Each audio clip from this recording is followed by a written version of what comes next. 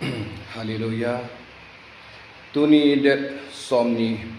January kum sang ni le somni lugu. Tuni hi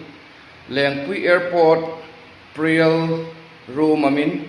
Lengpui Airport ahin Chimuna ahin Bible lagu Bible ake ko in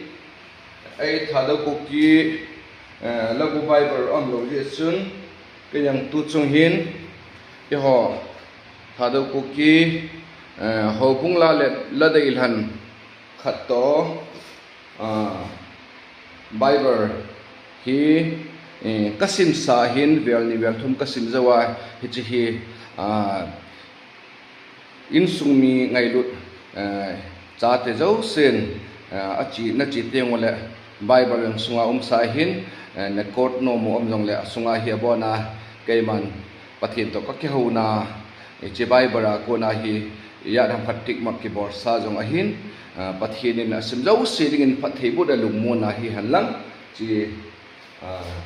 Bible labu hi tuni det somni January 2026 kema evangelist ST by the Amazing Grace Ministry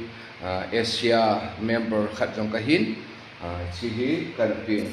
pathin lo pin ringa ajang zo sidingin marsom na hitahan amen.